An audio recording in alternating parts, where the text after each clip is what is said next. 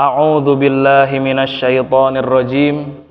Bismillahirrahmanirrahim. Assalamualaikum warahmatullahi wabarakatuh.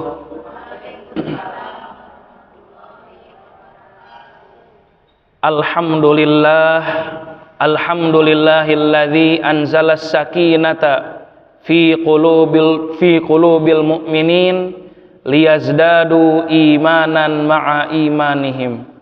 Allahumma salli wa sallim wa barik ala sayyidina wa habibina wa syafi'ina wa qurrati a'yunina Muhammadin wa ala alihi at-tahirin at-tayyibin wa ashabihi al-ghurril mayamin wa man tabi'ahu bi ihsanin ila yaumiddin. Rabbi syrah li sadri wa yassir li amri wa hlul 'uqdatam min lisani yafqahu qawli amma ba'du. Ibu-ibu jamaah Masjid Hayatul Hasanah yang saya hormati dan yang disayang oleh Allah Subhanahu wa taala, alhamdulillah kita bersyukur kepada Allah yang telah memberikan kita nikmat sehat, nikmat kuat, nikmat hidayah, dan nikmat taufiknya, sehingga pada sore hari ini kita bisa berkumpul kembali di taman surga ini untuk mendapatkan ridho dari Allah Subhanahu wa ta'ala. Kita berharap kepada Allah Subhanahu wa ta'ala, mudah-mudahan sepulang kita dari pengajian ini kita mendapatkan ilmu yang bermanfaat sehingga bisa diamalkan dalam kehidupan sehari-hari untuk menjadi bekal menghadap Allah Subhanahu wa ta'ala. Amin ya rabbal alamin. Berikutnya, mari sama-sama kita doakan untuk saudara-saudara kita yang saat ini sedang sakit, dan juga untuk saudara-saudara kita yang terkena musibah dimanapun mereka berada. Kita doakan mudah-mudahan mereka semua tetap sabar, tetap tabah, dan mendapatkan penggantinya yang lebih baik dari sebelumnya. Amin ya rabbal alamin. Mari sama-sama kita bacakan Al-Fatihah untuk mereka semua. Ala hadhihi niyah wa ala kulli niyatin sholihah bi barakati ummil Qur'an. Al-Fatihah. A'udzubillahi minasy Alhamdulillah.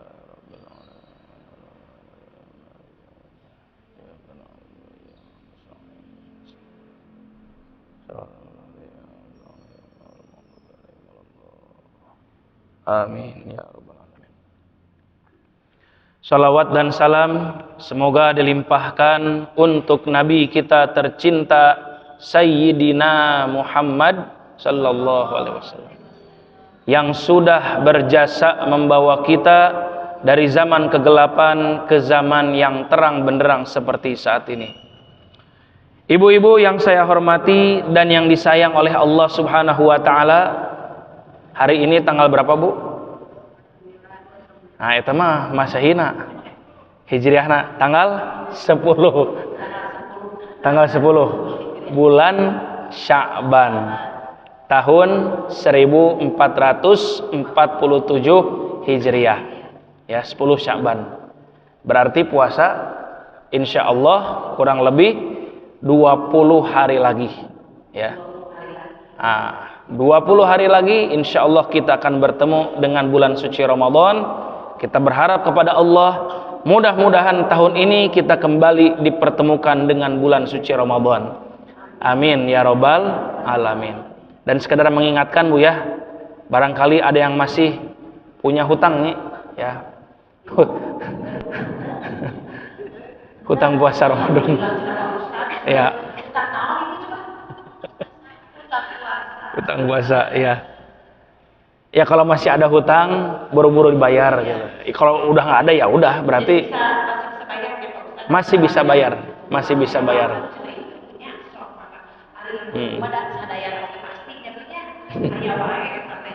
Ya. Betul. Alhamdulillah. Jadi tinggal persiapan menyambut bulan suci Ramadan. Baik ibu-ibu sekalian, Banyak orang merasa bangga ketika menjadi keluarga pejabat. Banyak orang merasa bangga ketika dia menjadi keluarga ningrat. Banyak orang merasa bangga ketika dia menjadi keluarga orang-orang terpandang. Kenapa mereka bisa bangga? Ya, banyak faktor. Di antaranya numpang anget, ya ikut terkenal, supaya akses kemana-mana gampang, perizinan bisnisnya lancar, mendapatkan decak kagum dari orang lain, dan lain sebagainya. Keuntungan-keuntungan tersebut, Bu, itu keuntungan dunia atau keuntungan akhirat? Dunia. Ada tidak keuntungan akhiratnya? Nggak ada. Tidak ada keuntungan akhiratnya. Apakah kalau jadi keluarga presiden ujuk-ujuk tuh ya, tiba-tiba ya?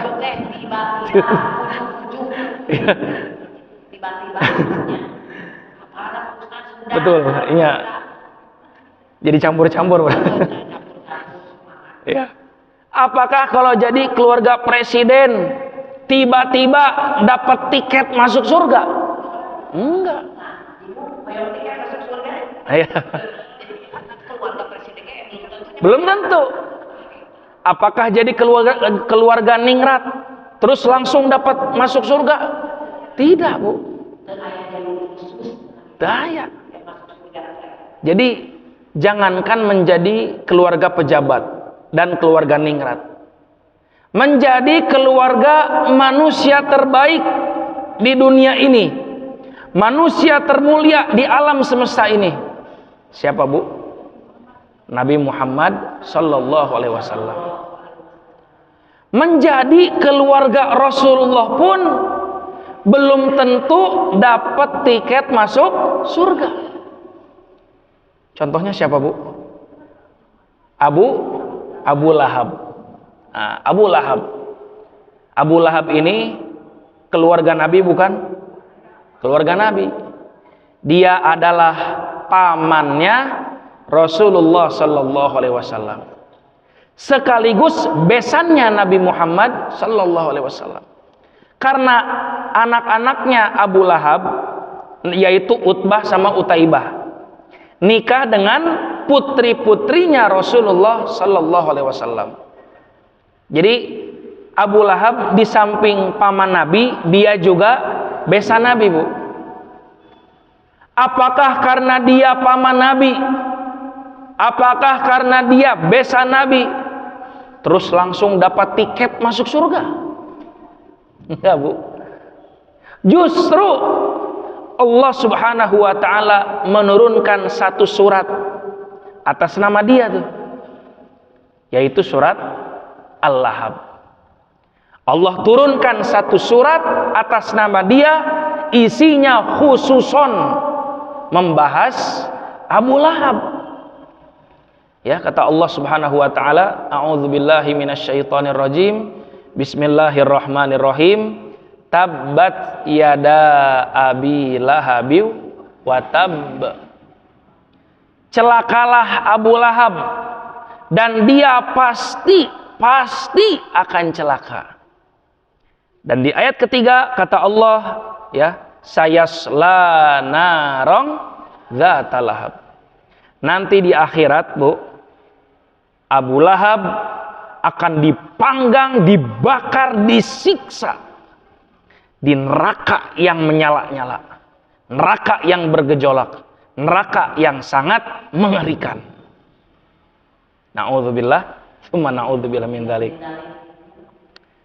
Padahal, Bu, Abu Lahab itu adalah paman Nabi, besan Nabi. Dan dia termasuk orang yang bahagia ketika Nabi Muhammad SAW lahir. Waktu Nabi Muhammad lahir, Abu Lahab bahagia. Saking bahagianya, itu budaknya namanya Suwaibah. Suwaibah ngasih kabar ke tuannya, ya, kepada Abu Lahab. Tuan, kabar gembira Tuan. Ada apa? Kata Abu Lahab. Putra adikmu, ya, keponakanmu telah lahir dengan selamat, lancar. Oh, Abu Lahab bahagia, Bu. Sehingga itu budaknya yang tadi memberikan info dibebaskan dari perbudakan, menjadi manusia merdeka. Maaf Bu ya, maaf. Budak sama pembantu itu beda. Beda. Budak itu nggak ada harga dirinya, Bu. Ya, jadi derajatnya itu paling rendah lah. Paling rendah, serendah-rendahnya. Kerjanya juga kumaha majikan, gitu kan. Pokoknya udah nggak ada harga dirinya.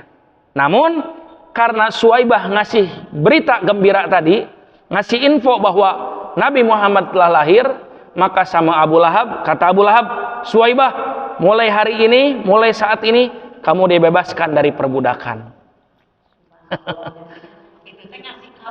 Ngasih kabar, dibebaskan dari perbudakan. Dan nggak sampai di situ. Waktu Nabi Muhammad umur 8 tahun itu kan sudah ditinggal bapaknya, ditinggal ibunya, ditinggal kakeknya. Beliau tinggal di rumah Abu Thalib. Itu Abu Lahab sering ke rumah Abu Thalib.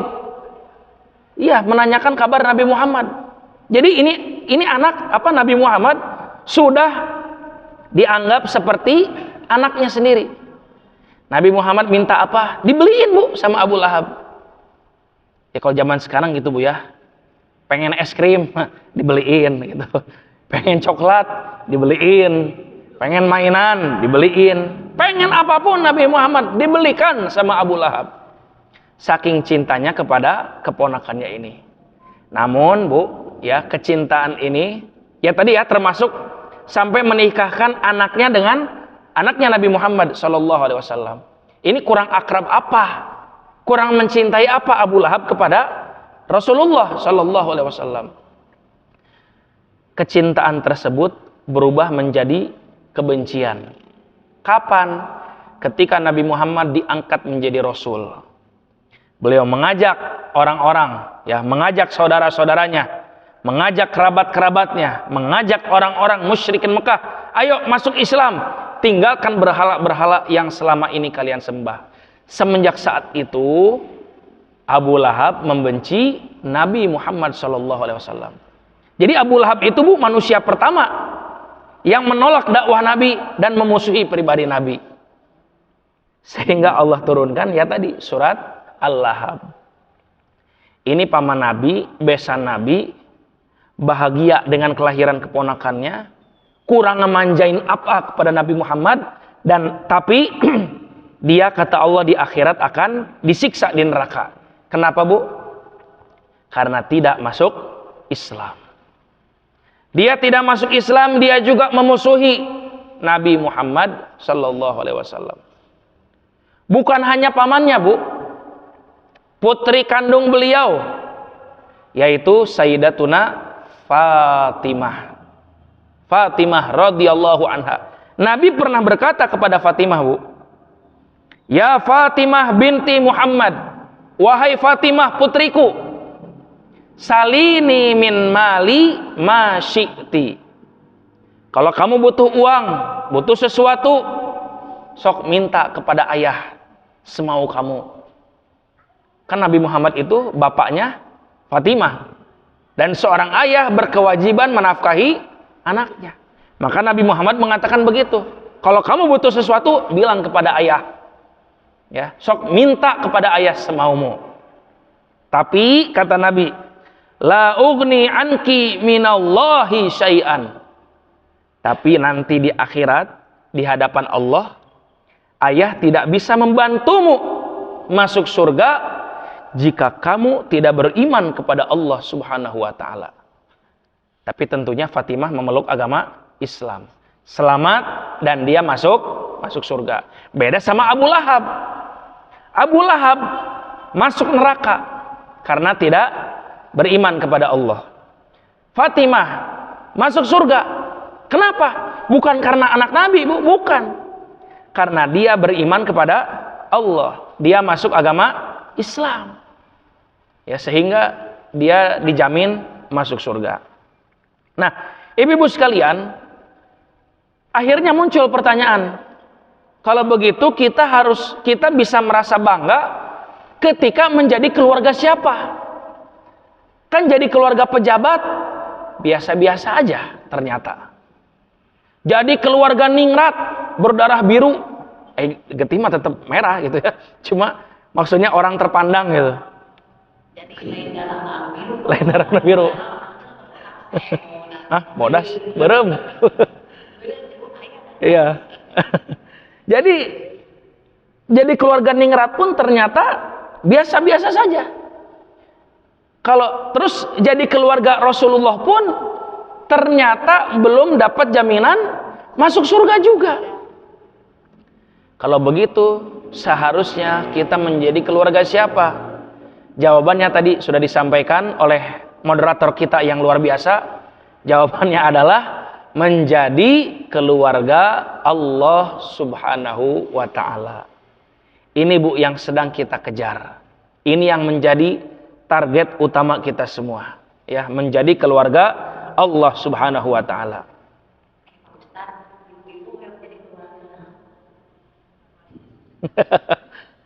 Keluarga Nyai cenah.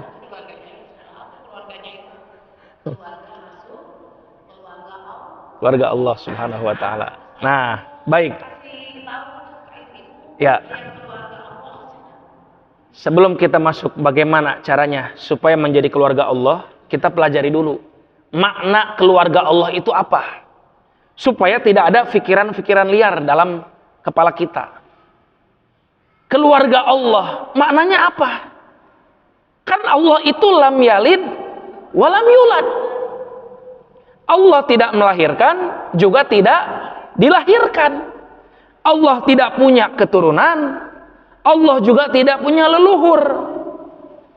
Lalu makna keluarga Allah itu apa? Disebutkan oleh Nabi Muhammad SAW ya, dalam sebuah hadis beliau bersabda, Inna lillahi, bukan emang ayo nu maot. Saha nu maot? Bukan. Beda lagi hadisnya. Iya, supaya tertuduh. Inna lillahi ahliyina minan nas. Itu Bu hadisnya. Sanes inna lillahi wa inna ilaihi rajiun. Inna lillahi ahliyina minan nas. Nah, ahliyin itu keluarga. Ya. Inna lillahi ahliyina minan nas. Kata Rasulullah, sesungguhnya Allah punya banyak keluarga dari kalangan manusia. Nas itu kan manusia. Allah punya banyak keluarga dari kalangan manusia. Para sahabat bengong, Bu. Allah punya banyak keluarga. Mereka bertanya kepada Rasulullah, Ya Rasulullah, manhum? Kata para sahabat, wahai Rasulullah, siapa yang kau maksud? Siapa keluarga Allah itu? Dijawab oleh Nabi Muhammad, qala hum ahlul Qur'an. Keluarga Allah adalah ahlul Qur'an. Itu Bu. Ya, jadi maknanya adalah keluarga Allah itu orang-orang yang dicintai oleh Allah Subhanahu wa ta'ala. Dan orang-orang yang dicintai oleh Allah itu adalah ahlul Qur'an. Nah, ini Bu ya poinnya. Jadi keluarga Allah itu maknanya orang-orang yang dicintai oleh Allah.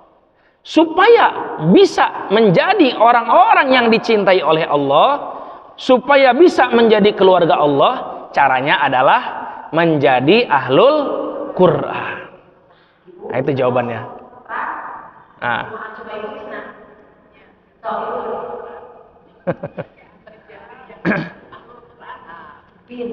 Ya, alhamdulillah. Nah, sekarang pertanyaan berikutnya. Nah, ini pertanyaannya. Supaya bisa menjadi ahlul Quran. Nah, Ahlul Quran itu apa? Dijelaskan oleh para ulama, Ahlul Quran hum hafadzatul Quran al-amiluna bihi. Ya, kata para ulama, Ahlul Quran hum hafadzatul Quran al-amiluna bihi. Ahlul Quran itu adalah orang-orang yang hafiz Quran. Apa Bu hafiz Quran? Hafal Quran.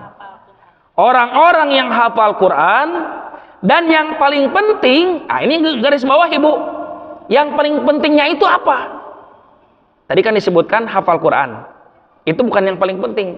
Yang paling pentingnya adalah sering membaca Al-Quran dan mengamalkan isinya dalam kehidupan sehari-hari. Itu yang disebut Ahlul Quran.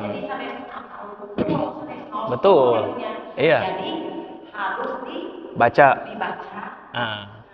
Diamalkan dalam kehidupan sehari-hari. Nah, seandainya nih Al-Quran tidak dibaca, Al-Quran ya boro-boro diamalkan gitu, dibaca aja enggak gitu. Dibaca enggak, diamalkan dalam kehidupan sehari-hari enggak. Dia tidak dianggap keluarga Allah. Walaupun dia hafal Quran 30 juz. Tapi kalau dia tidak mengamalkan isi Al-Quran, tidak dianggap keluarga Allah, Bu. Karena tadi yang paling penting adalah mengamalkan isinya itu. Ini contoh ya, Bu ya. Contoh, naudzubillah, contoh. Ada orang hafal Quran, tapi dia nggak pernah sholat. Terus bulan Ramadan dia tidak puasa. Itu perintah Allah ditinggalkan sama dia. Padahal hafiz Quran nih. Sebaliknya, larangan Allah malah dikerjakan. Dia ini hafal Quran, tapi nggak sholat, nggak puasa. Terus dia juga suka main judol. Non bu judol teh, judi online. Dia juga mabok misalnya, minum minuman keras, berzina dan lain sebagainya. Dia tidak dianggap keluarga Allah, walaupun dia hafal Quran. Komodai tak hafal Quran, gitu. Lebih parah lagi. Jadi Bu, tadi ya disampaikan, Ahlul Quran itu adalah yang paling penting itu membaca dan mengamalkan isinya dalam kehidupan sehari-hari. Siapapun punya peluang menjadi Ahlul Quran, Bu. Siapapun, baik itu yang berusia muda maupun yang sudah tua, baik itu orang kaya maupun orang-orang sederhana, baik itu pejabat maupun rakyat, baik itu keturunan ningrat maupun bukan keturunan ningrat, baik itu keturunan ustad maupun yang bukan keturunan ustad, siapapun punya peluang menjadi Ahlul Quran. Begitu. Tidak hafal Quran, tapi mengamalkan sehari-hari. Bagus, bagus. Justru begitu, Bu. Itu yang paling penting. Diamalkan dalam kehidupan sehari-hari. Tapi kan piraku triokul mah teu apal atuh. Sementara kan triokul mah apal, piraku nggak hafal Quran tapi triokul. Iya. Teu hafal Quran gitunya, hafal Fatihah, Ya. Tapi mengamalkan gitunya sehari-hari. Ya. Bagus. Dia baca Quran, terus dipelajari isinya, terus diamalkan dalam kehidupan sehari-hari. Itu bagus. Justru itu yang disebut Ahlul Quran. Syukur-syukur kalau hafal Quran gitu. Kalau kebalikannya, hafal Quran, para juz, 7 juz, 4 juz misalnya, bahkan sampai ke Quran tamat hafal. Ya. Tapi sehari-harinya Tidak diamalkan, iya. Nah, di sini ada hadis Nabi. Nabi bersabda, Al-Qur'anu hujjatun laka au hujjatun alaika. Tadi yang pertama hujjatun laka, yang kedua hujjatun alaika. Ini beda jauh, Bu. Al-Qur'an hujjatun laka. Maksudnya apa? Al-Qur'an bisa membantumu masuk surga.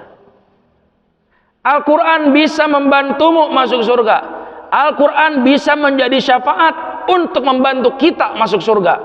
Al-Quran nanti di akhirat akan menjadi saksi bahwa kita layak masuk surga. Kalau apa?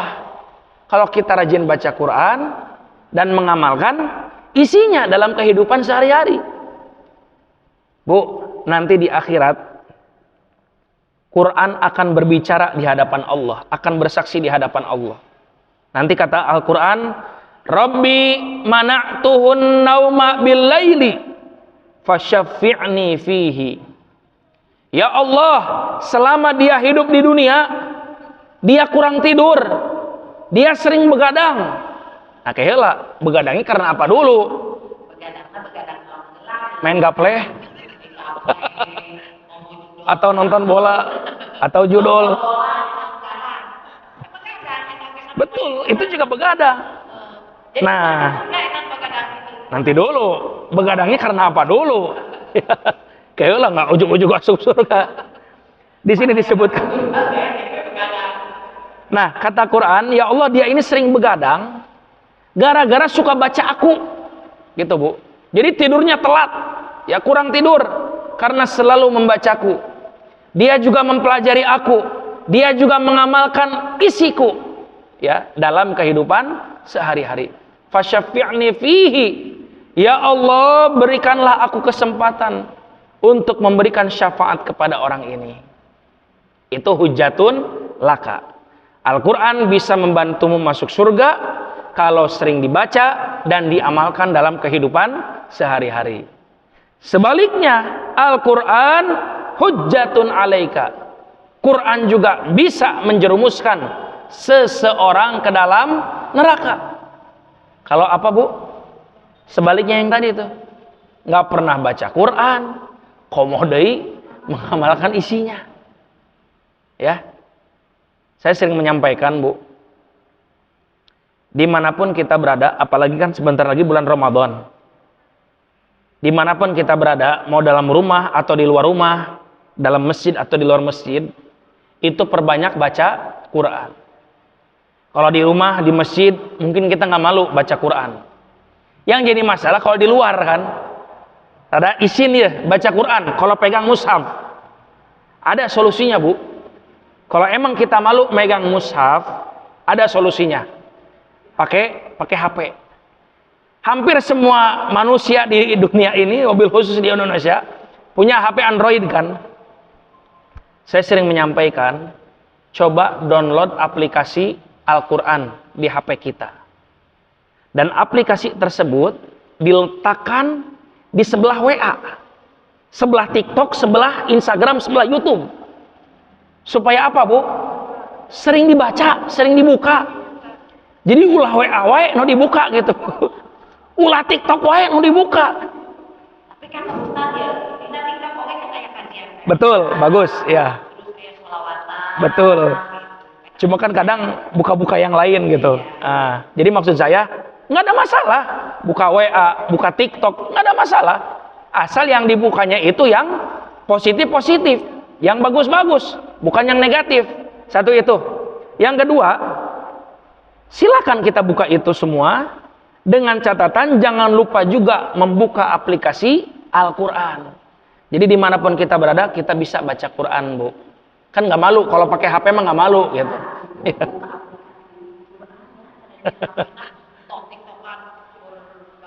Betul. Biasanya gitu ya. Betul, iya. Ya, jadi Bu, yang menjadi saksi nanti di akhirat bahwa kita rajin baca Quran, kita mengamalkan isi Al-Quran, itu bukan cuma Al-Quran saja yang menjadi saksi. Bumi ini, bumi yang kita pijak ini, rumah kita, Masjid Hayatul Hasanah ini, semuanya menjadi saksi bahwa kita rajin baca Quran. Ini Masjid Hayatul Hasanah ini Bu menjadi saksi bahwa ibu-ibu rajin datang ke pengajian walaupun hujan gede. Ya kan? Survei membuktikan ibu-ibu tetap datang walaupun hujan gede. Alhamdulillah. Ya. Alhamdulillah. Betul. Iya. Kamis sore. Iya. Ini masjid jadi saksi, hujan yang turun menjadi saksi, benda mati di sekitar kita semuanya menjadi saksi bahwa ibu-ibu semuanya yang ada di sini layak masuk surga. Amin ya robbal alamin. Ya. Jadi banyak mempelajari banyak membaca Al-Quran. kemudian mempelajari isi Al-Quran, dan diamalkan dalam kehidupan sehari-hari. Nah, kalau kita ingin menjadi yang pertama tadi, ya caranya itu, Bu. Baca Quran, pelajari isinya, amalkan dalam kehidupan sehari-hari. Itu hujjatun laka, bisa membantu kalian masuk ke dalam surganya Allah Subhanahu wa taala, ya. Jadi Ibu sekalian, Quran di satu sisi bisa membantu kita masuk surga, di satu sisi bisa mendorong seseorang masuk ke neraka. Supaya kita bisa masuk surga, maka jadilah ahlul Quran. Supaya kita bisa masuk surga, jadilah keluarga Allah Subhanahu wa taala. Ya, mudah-mudahan kita semua yang ada di sini menjadi orang-orang yang dicintai oleh Allah dan dimasukkan ke dalam surganya Allah Subhanahu wa taala. Amin ya rabbal alamin. Sebagai penutup, Bu, kesimpulannya, ahlul Quran itu apa saja? 1, rajin baca Quran dari surat Al-Fatihah sampai surat An-Nas. Rajin baca Quran dari surat Al-Fatihah sampai surat An-Nas. Ibu-ibu biasanya misalnya nih mengamalkan membaca triyokul waktu pagi dan petang. Kan itu dianjurkan, Bu. Zikir pagi dan petang. Di antaranya baca ayat kursi sama baca triyokul. Ya, triyokul teh ini kul huwallahu ahad, kul a'udzu birabbil falaq, kul a'udzu birabbin nas.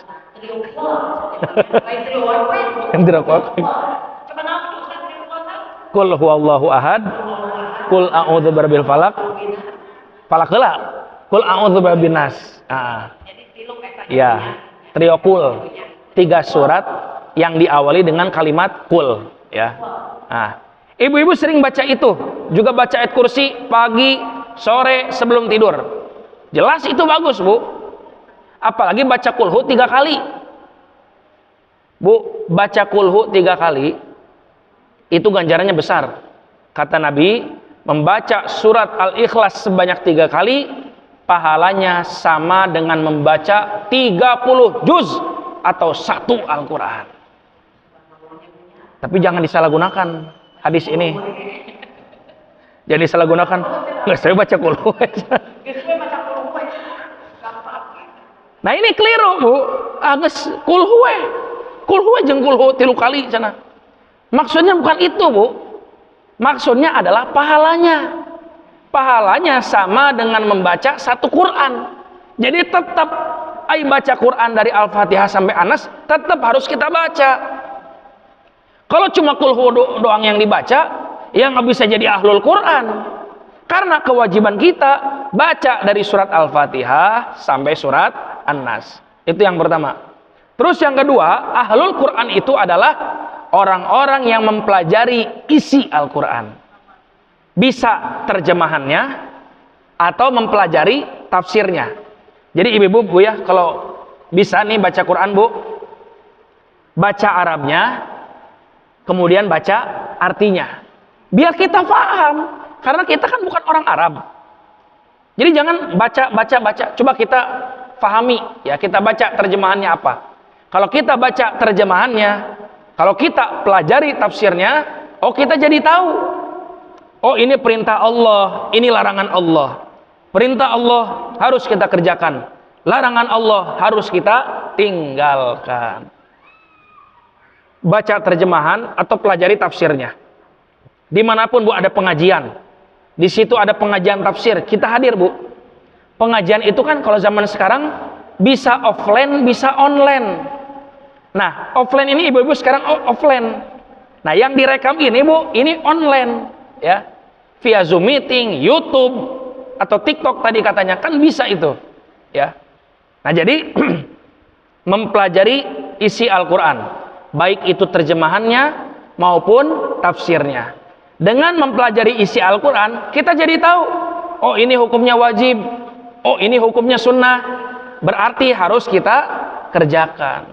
Apalagi yang wajib, Bu, ya, harus kita kerjakan. Oh ini makruh, oh ini haram, berarti harus kita tinggalkan. Apalagi haram, Bu ya. Harus kita tinggalkan mutlak itu mah. Nah, itu yang kedua. Yang pertama, ahlul Quran itu rajin baca Quran dari surat Al-Fatihah sampai surat An-Nas. Yang kedua, mempelajari isi Al-Quran. Yang ketiga, ini yang puncaknya, Bu, mengamalkan isi Al-Quran dalam kehidupan sehari-hari. Ini puncaknya. Ada tambahan, Bu, dari saya. Tambahan. Syukur-syukur bisa hafal Quran. Syukur-syukur eta mah tambahan, Bu ya. Menghafal Al-Quran ya. Syukur-syukur ya bisa lah gitu menghafal Quran. Ya. Tapi seandainya nggak bisa pun nggak apa-apa. Karena yang paling penting tadi, Quran itu dibaca, dipelajari, dan diamalkan dalam kehidupan sehari-hari. Itulah, Bu, yang disebut ahlul Quran. Itulah keluarga Allah subhanahu wa ta'ala, yang mana seluruh kehidupannya dipandu atau diwarnai oleh Al-Quran. Akidahnya mengikuti panduan Al-Quran. Akidah kita meyakini semuanya bahwa Allah subhanahu wa ta'ala adalah Tuhan kita satu-satunya. Tidak ada Tuhan selain Allah subhanahu wa ta'ala. Jadi akidahnya mengikuti panduan Al-Quran. Terus yang kedua, ibadahnya mengikuti panduan Al-Quran. Yang ketiga, akhlaknya mengikuti panduan Al-Quran. Termasuk, Bu, mohon maaf, belanja pun mengikuti panduan Al-Quran. Apa belanja mengikuti panduan Quran? Ini contoh saja, Bu ya. Nanti bulan suci Ramadan. Maaf, Bu ya. Biasanya nih kalau kita lagi puasa, kan perut itu lapar. Dan ada hawa nafsu nih, Bu, keinginan. Tingalikeun ke. Lamun buka puasa, arek dahar ieu, dahar itu, dahar itu. Ceritanya ngabuburit, Bu. Membeli takjil, membeli makanan untuk buka. Wah, beragam makanan ada.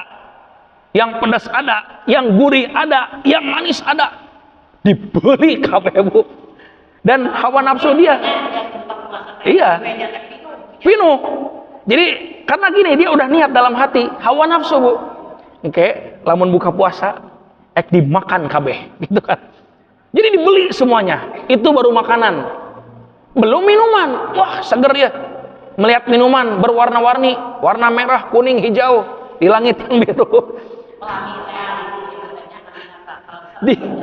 Dibeli ya, dibeli semua tuh. Begitu masuk adzan maghrib, Allahu Akbar, Allahu Akbar. Saya mau tanya, Bu, makanan yang tadi dibeli kabeh itu dimakan semua nggak? Iya. Sebuah manten. Iya. Kekenyangan. Iya. Betul. Nafsu teh ya, Bu. Hati-hati itu. Jangan dituruti hawa nafsu kita. Orang lapar wajar. Nah, namanya juga puasa. Nggak ada puasa mengenyangkan, Bu ya. Puasa itu pasti lapar. Jadi nggak perlu kita membeli semua. Beli secukupnya saja. Kecuali kalau bukber gitu, Bu. Beli banyak, ya itu nggak masalah. Karena sesuai dengan porsi jumlah orang-orangnya. Tapi kalau untuk keluarga kita kecil saja, ya beli sesuai keperluan saja. Ya beli sesuai keperluan. Jadi, Bu, akhirnya kan tidak mubazir. Ya, kalau beli sesuai dengan keperluan. Sebab, Bu, kalau itu tadi dimakan semua, itu jadi berat, Bu.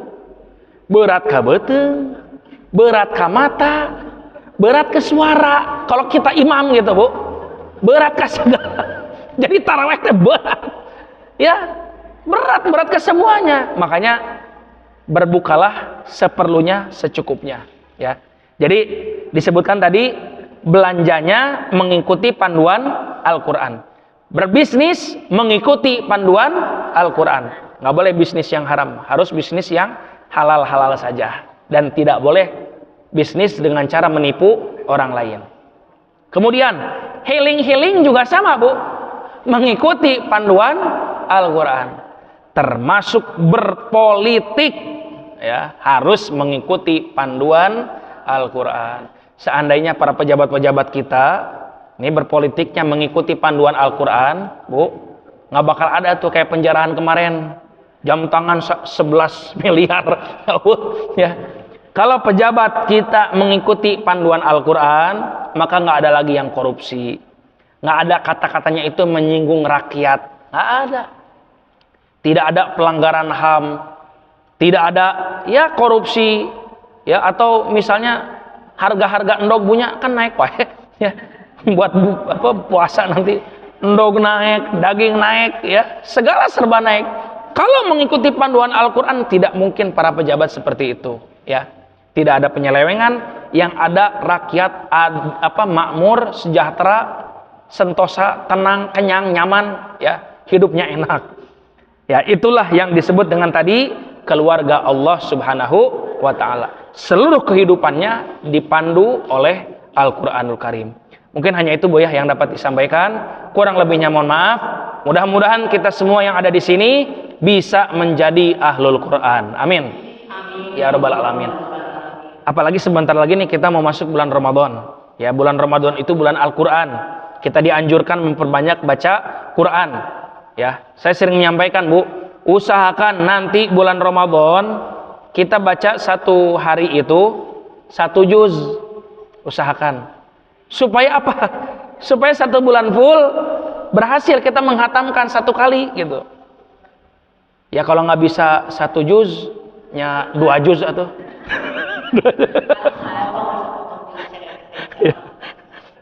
Ya pokoknya banyakin baca Quran. Ya mudah-mudahan kita menjadi orang-orang yang dicintai oleh Allah Subhanahu wa taala. Walafu minkum wallahul muwaffiq ila aqwamit thoriq. Wassalamualaikum warahmatullahi wabarakatuh.